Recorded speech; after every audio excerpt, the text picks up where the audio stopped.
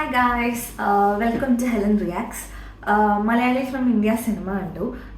വളരെ കോൺട്രവേഴ്ഷ്യൽ ആയിട്ടുള്ള ഒരു എന്ന് വെച്ചാൽ ഡിസ്കസ് ചെയ്യേണ്ട വളരെ കോൺട്രവേഴ്ഷ്യൽ ആയിട്ടുള്ള ഒരു ടോപ്പിക് ഉള്ള ഒരു സിനിമയായിരുന്നു. കുറേയൊക്കെ കഴിഞ്ഞപ്പം ടിക്ടോക്ക് ലെവലായി മാറിയ പോലെ, അതായത് നമ്മൾ ടിക്ടോക്കിൽ പലരെയും ട്രോൾ ചെയ്തും കളിയാക്കിയും ഒക്കെ ഉള്ള ചില റീലുകൾ ഉണ്ടല്ലോ, അപ്പം അല്ലെങ്കിൽ ഇൻസ്റ്റാഗ്രാമിലൊക്കെ അങ്ങനെ വരുന്ന കുറച്ച് റീൽസ് ഒക്കെ ഉണ്ടല്ലോ, അപ്പം ആ ഒരു സാധനത്തിൻ്റെ ഒരു മോഡിലേക്ക് പോയൊരു സിനിമയായിട്ടാണ് എനിക്ക് മലയാളി ഫ്രം ഇന്ത്യ തോന്നിയത്. അപ്പം ട്രെയിലർ ഇങ്ങനെ വന്നുകൊണ്ടിരുന്നപ്പം ലാസ്റ്റത്തേക്ക് ട്രെയിലർ ആയപ്പോൾ കുറച്ച് സീരിയസ് ആയിട്ടുള്ള സിനിമയായിരിക്കും എന്ന് ഇങ്ങനെ തോന്നി. സിനിമ സ്റ്റാർട്ട് ചെയ്തപ്പം ആദ്യം ഭയങ്കര ലൈറ്റ് ആയിട്ടാണ് സിനിമ തുടങ്ങിയത്. ഫസ്റ്റ് ഹാഫ് ഭയങ്കര ലൈറ്റ് ആയിരുന്നു, നമുക്ക് കുറച്ച് ഫണ്ണി എലമെന്റ്സ് ഒക്കെ ഉണ്ടായിരുന്നു. പ്രത്യേകിച്ച് ധ്യാൻ ശ്രീനിവാസൻ അങ്ങനെ കുറച്ച് ഫണ്ണി എലമെന്റ്സ് ഒക്കെ ആയിട്ട് നമുക്ക് ഒരു വലിയൊരു സസ്പെൻസെ കൊണ്ടെന്നാണ് സിനിമ നിർത്തിയത്. അപ്പോൾ നേരത്തെ കണ്ട് പരിചയിച്ച ഒരു സിനിമയുടെ സെറ്റുമായിട്ട് വളരെയധികം ബന്ധം തോന്നി. എനിക്ക് തോന്നുന്നു അതേ സെറ്റ് തന്നെയാണെന്ന് തോന്നുന്നു അവർ യൂസ് ചെയ്തേക്കുന്നത്, അതോ അതുമായിട്ട് സിമിലർ ആണോ എനിക്ക് അറിയില്ല.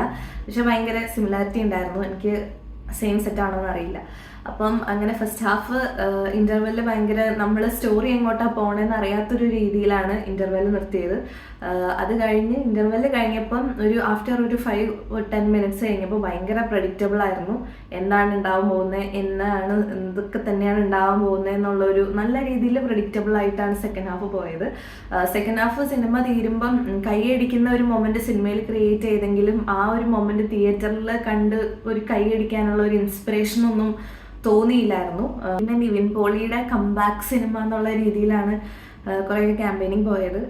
സിനിമ സ്റ്റാർട്ടിങ്ങിൽ നിവിൻ പോളിയുടെ ഇപ്പം വർഷങ്ങൾക്ക് ശേഷത്തിലായാലും അതുപോലത്തെ ചില സിനിമയിലായാലും കണ്ട് പരിചയിച്ച രീതിയിലുള്ള സ്ഥിരം ആയിട്ടുള്ള കുറച്ച് മാനറിസംസ്, എക്സ്പ്രഷൻസ്, അതുപോലത്തെ ഫണ്ണി കാര്യങ്ങൾ അങ്ങനെയൊക്കെ ആയിട്ട് പോയി. സെക്കൻഡ് ഹാഫ് ആയപ്പം ജേക്കബിൻ്റെ സ്വർഗരാജ്യത്തിൻ്റെയൊക്കെ ലെവലിലേക്ക് പുള്ളിയുടെ ആക്ടിങ് പോയി.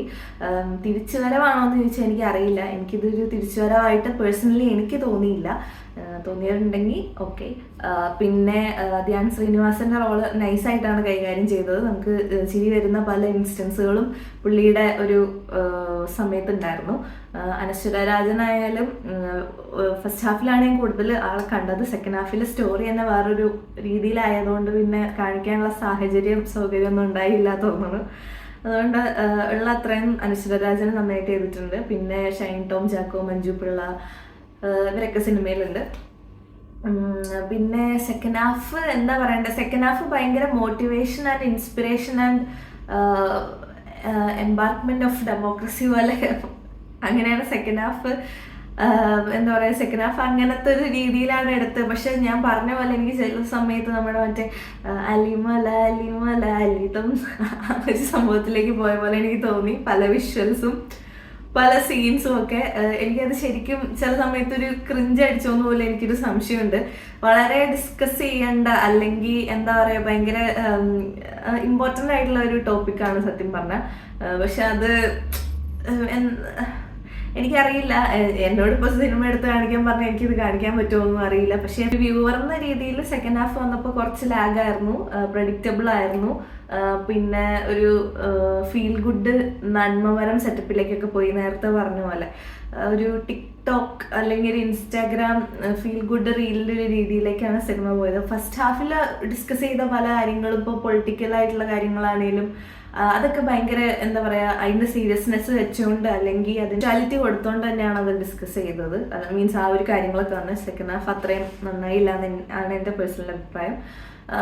മസ്റ്റ് വാച്ച് ഇൻ തിയേറ്റർ ആണോ എന്ന് ചോദിച്ചാൽ എനിക്കറിയില്ല, ഓരോരുത്തരുടെ ഒപ്പീനിയനാണ്, എനിക്കറിയില്ല. പേഴ്സണലി ഞാൻ ഇനി തിയേറ്ററിൽ പോയി കാണില്ല. തിയേറ്ററിൽ റിപ്പീറ്റ് വാല്യൂ ഉള്ള ഒരു സിനിമയായിട്ട് എനിക്കത് തോന്നിയില്ല എന്നുള്ളതാണ്. പക്ഷെ ഇപ്പം ഒരു ആവറേജ് അല്ലെങ്കിൽ ഒരു ബിലോ ആവറേജിൻ്റെ ഇടയ്ക്കുള്ള ഒരു സിനിമ പോലെയാണ് എനിക്ക് തോന്നിയത്. പിന്നെ മിക്സ്ഡ് റിവ്യൂസ് ഉള്ളതായിട്ട് കേട്ടു, എനിക്കറിയില്ല. പേഴ്സണലി മലയാളി ഫ്രം ഇന്ത്യനെ പറ്റി എൻ്റെ ഒപ്പീനിയൻ ഇതാണ്. സോ നിങ്ങൾക്ക് എന്താണ് തോന്നിയെന്നുള്ളത് താഴെ കമൻറ്റ് ചെയ്യും. Thanks for watching Helen reacts. Thank you.